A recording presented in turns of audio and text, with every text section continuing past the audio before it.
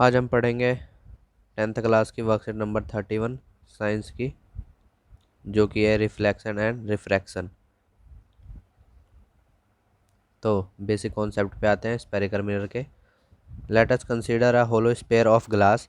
If we cut a piece of hollow sphere we get a curve pieces. मतलब क्या कह रहा है, अगर हम किसी स्फीयर ग्लास को, जो कि ऐसे होता है, अगर हम इसको कट करेंगे बीच में से, तो हमें एक ये मिलता है कर्व्ड और एक ये कर्व्ड मिलता है।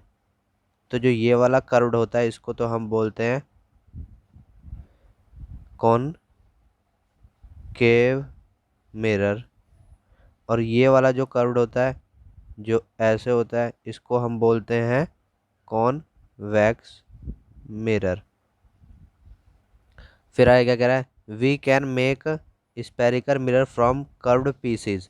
हम जो है स्पेरिकल मिरर बना सकते हैं कर्व्ड पीसीज से। Such mirror whose refracting surface are spherical, जिसकी रिफ्रैक्टिंग सरफेस क्या हो, स्पेरिकल हो। मतलब कि जैसे कि अगर कोई रे आती है, जैसे कि ये है, ये एक स्पेरिकल मिरर है, अगर कोई रे आती है रिफ्लेक्टिव, तो यहाँ से टकरा के वापस जाए, यही हमको इस लाइन में कह रहा है।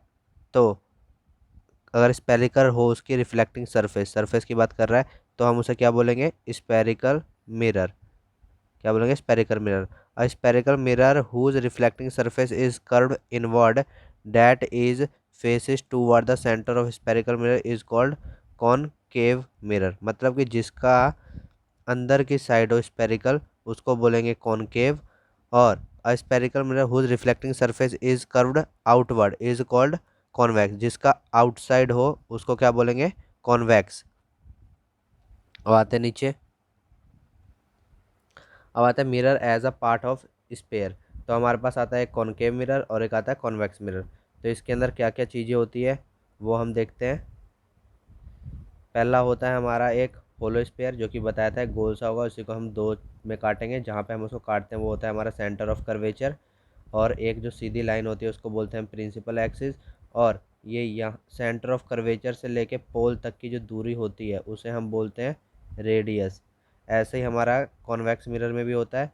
ये हमारा हो गया सरफेस, स्पेरिकल सरफेस। फिर यहाँ से यहाँ तक की दूरी हमारी जो होती है वो सेंटर ऑफ कर्वेचर हो जाती है, और इसी को हम क्या बोलेंगे, रेडियस भी।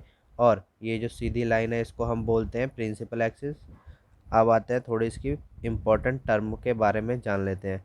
तो important term related to spherical mirror, पहला है हमारा सेंटर ऑफ कर्वेचर। तो सेंटर ऑफ कर्वेचर क्या होता है, the reflecting surface of a spherical mirror from a part of sphere. This sphere has centre, उस सेंटर होता है, जो कि ये हमारा यहाँ पे दिख रहा है, ये सेंटर था हमारा। This point is called centre of curvature of a spherical mirror. It is represented by C. मतलब इसे किससे रिप्रेजेंट करते हैं, सी से। अब आते हैं हम अपना radius of curvature. Radius of curvature क्या होता है, the radius of the spherical mirror of which is reflecting surface of spherical mirror from a part is called the radius of curvature of a mirror. It is represented by capital R. The distance P C is equal to the radius of curvature.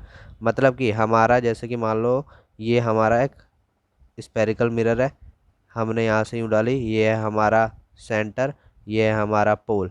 तो यहाँ से यहाँ तक की भी दूरी हमारी क्या कहलाएगी, रेडियस कहलाएगी।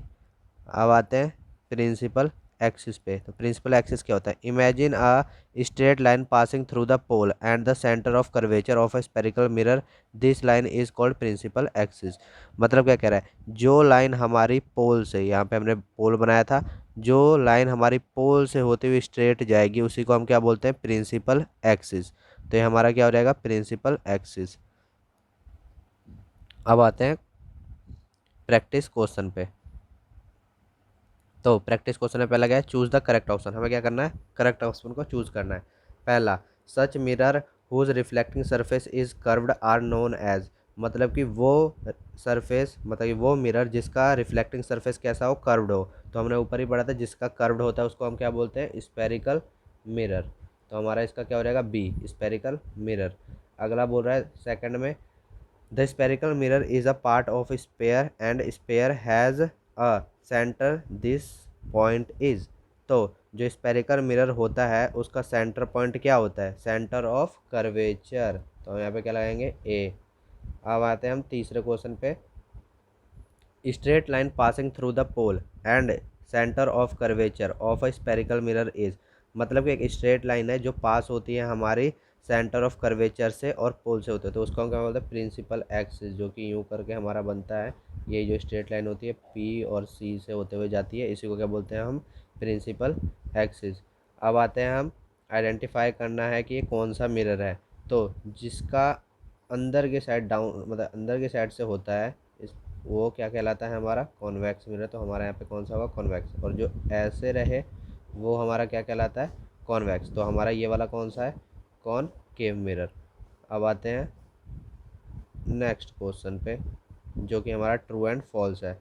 तो हमें क्या करना है, राइट एंड ट्रू और false following statement. Such mirror whose reflecting surface are sphere are called spherical mirror, true. बोल रहा है जिसका रिफ्लेक्टिंग सरफेस स्पेरिकल हो वो क्या स्पेरिकल मिरर कराएगा, हाँ, तो इसका लिखेंगे हम ट्रू। नेक्स्ट पे आते हैं, straight line passing through the pole and the centre of curvature of spherical mirror is called principal axis, true. जो सेंटर से भी पास हो तो उसको हम क्या बोलते हैं, principal axis. The radius of the spherical mirror of which the reflecting surface of spherical mirror from a part is called the radius of curvature of the mirror, ये भी सही है, तो इसका भी हम क्या लिखेंगे, ट्रू। अगले पे आते हैं हम, plane plane mirror is spherical mirror, false. Plane mirror हमारा स्पेरिकल मिरर नहीं होता है, वो प्लेन मिरर ही होता है, उसमें ना ही कोई कर्व्ड वर्ड होता है, तो इसका क्या रहेगा, फॉल्स।